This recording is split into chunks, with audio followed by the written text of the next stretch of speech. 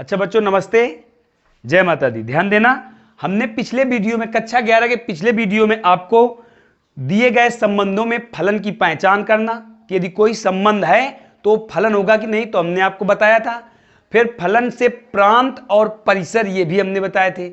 अब आज हम आपको उसके आगे चल रहे हैं। ध्यान दो, जैसे क्वेश्चन है निम्नलिखित वास्तविक फलनों के प्रांत तथा परिसर ज्ञात कीजिए। क्वेश्चन है निम्न फलनों के प्रांत और परिसर बताओ। पहला है f of x equal mod of minus x, जबकि एक्स बिलोंग रियल नंबर। दूसरा है f of x root 9 minus x square, यहां भी एक्स बिलोंग रियल नंबर है। ठीक है, तो आप इसका आंसर देखिए। हमें क्या निकालना है? प्रांत और परिसर। हमने आपको बताया था प्रांत किसे कहते हैं? प्रांत कहते हैं भुज के अवयवों को प्रांत कहते हैं, अर्थात क्रमित रूप में लिखे हुए फलन के भुज के अवयवों को प्रांत कहते हैं। दूसरे शब्दों में जो राशि होती है वही प्रांत कहलाती है। ठीक है, एक्स जैसे एफ ऑफ एक्स है तो एक्स प्रांत हुआ हमारा। ठीक, और परिसर क्या होगा? जब हम एक्स का मान इस फलन में रखेंगे और जो मान हमें प्राप्त होगा वो परिसर या रेंज होगा। ठीक है, जैसे पहला क्वेश्चन हम आपको बता रहे हैं f of x equal minus mod of x है। देखिए x belong to real number है, हमें पता है x belong to real number.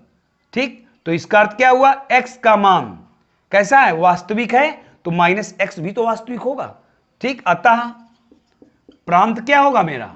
प्रांत केवल आर हो जाएगा, क्योंकि एक्स केवल एक्स ही लिखा हुआ है यहां पे, और उसने खुद कहा है एक्स वास्तविक संख्या है। जब एक्स वास्तविक संख्या है तो इस फलन का प्रांत क्या होगा? वास्तविक होगा। फिर इसके बाद परिसर के लिए आइए आप। परिसर में y बराबर एफ ऑफ एक्स, तो y बराबर कितना हुआ? Mod of minus x. अब ध्यान दीजिए y बराबर माइनस मॉड ऑफ एक्स है, तो इसका अर्थ क्या है?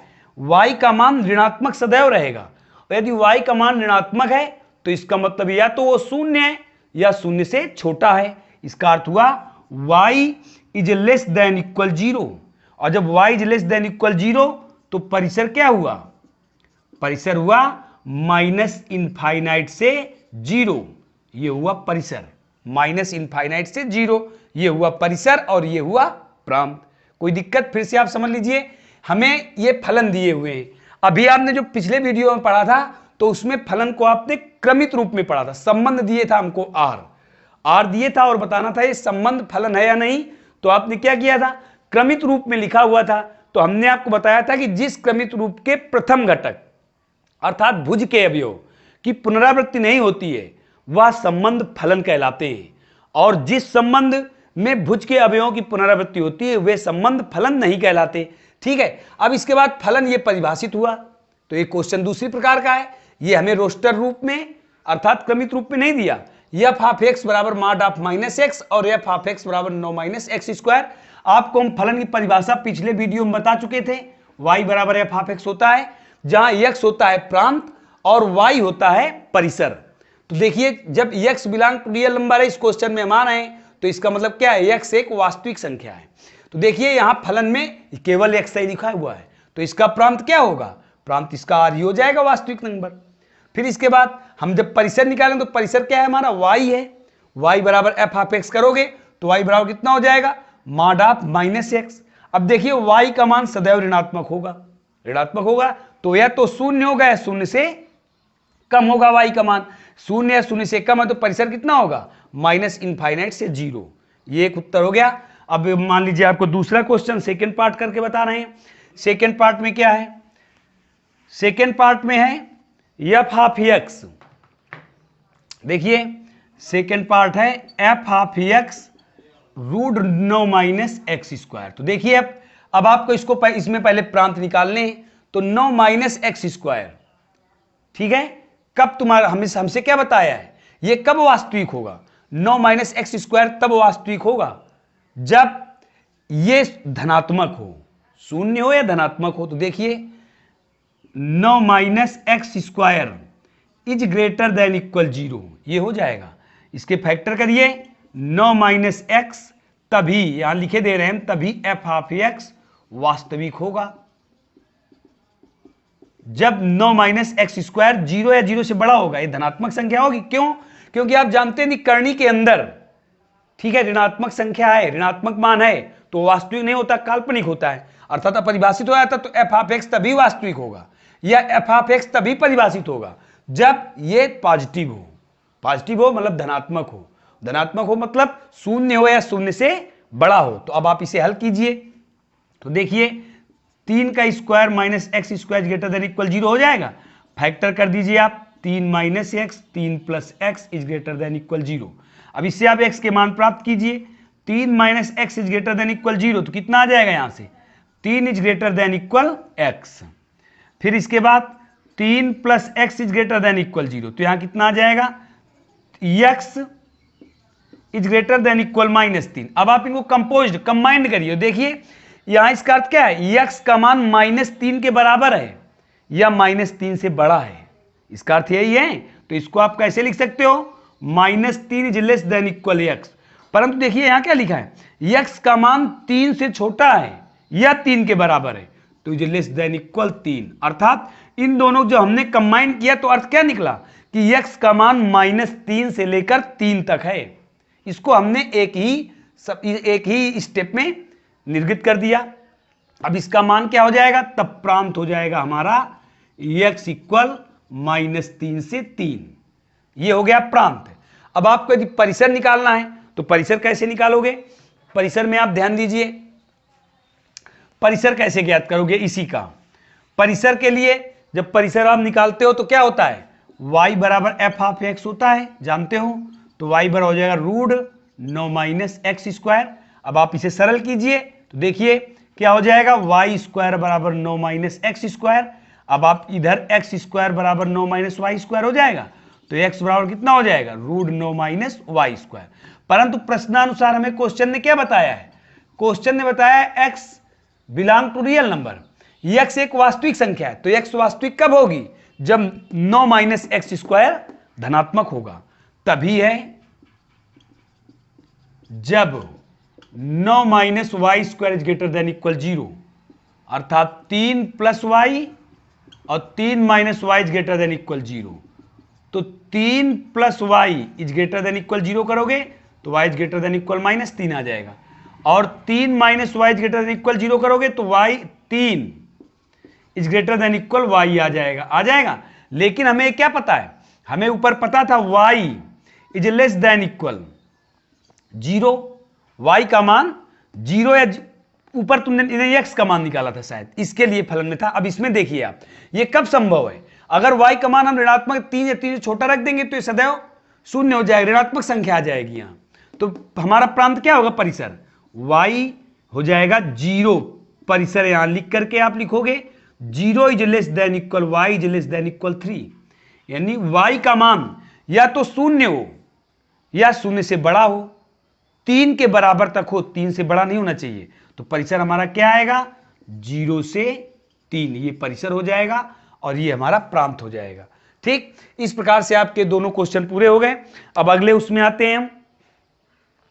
अगला चैप्टर क्या है, अगला सिस्टम है हमारा, ये सरल है अगला क्वेश्चन, ये ध्यान से देखना। अगला क्वेश्चन है एफ ऑफ एक्स बराबर 2x माइनस 5, तो निम्न के मान बताओ। फर्स्ट नंबर में क्या है, एफ ऑफ 0, सेकेंड में क्या है एफ ऑफ 7, थर्ड में क्या है एफ ऑफ -3। तो अब आप मान रखो, फर्स्ट नंबर में आंसर में देखिए F of x 2x minus 5 है, तो एफ ऑफ 0 करिए आप। देखिए x के स्थान पर क्या है, शून्य है, तो इसमें आप x के स्थान पर शून्य रख दोगे, इक्वल -5 आएगा, ये फर्स्ट नंबर हो गया। सेकेंड नंबर में क्या है f of 7, 2 into 7 minus 5, 14 minus 5 equal 9 आ जाएगा। थर्ड में क्या है एफ ऑफ -3, तो 2 इंटू -3 माइनस 5, तो -6 - 5 इक्वल क्या हो जाएगा, -11 हो जाएगा। इस प्रकार से इसका आंसर हो गया तीनों के, इसमें आपको दिक्कत नहीं होनी चाहिए। अगले क्वेश्चन में आइए आप। अगला क्वेश्चन क्या है, अगला क्वेश्चन है फलन T सेल्सियस तापमान पर, फलन T सेल्सियस तापमान का फ़ारेनहाइट तापमान में प्रचित्रण करता है, जहां T ऑफ C इक्वल है 9C/5 + 32। ठीक है, तो कह रहा है तो निम्नलिखित को ज्ञात कीजिए। तो निम्न के मान बताओ। ठीक, फर्स्ट नंबर क्या है, फर्स्ट नंबर है हमारा T ऑफ 0। सेकेंड नंबर क्या है, सेकेंड नंबर है T ऑफ 28। और थर्ड नंबर क्या है, थर्ड नंबर है T ऑफ -10। और फोर्थ नंबर क्या है, फोर्थ नंबर है C का मान जब T ऑफ C बराबर 212। C का मान बताओ जब T ऑफ C बराबर 212। 4 क्वेश्चन है इसमें। अभी जैसे हमने इसके पहले क्वेश्चन बताया था एफ ऑफ एक्स, और इसके बाद मान निकालने थे आपको F of 2, F of 0, F of 7, अभी आपने निकाले थे।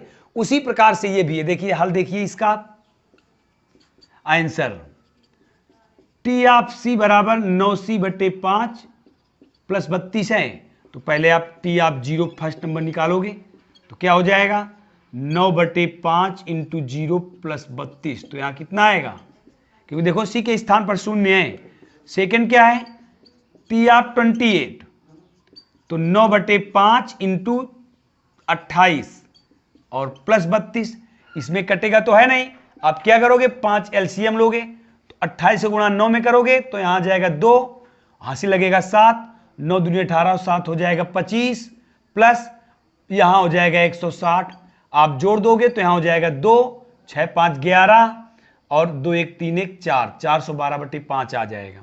फिर इसके बाद थर्ड में T ऑफ -10, तो आप यहां लिखोगे 9/5 × -10 + 32।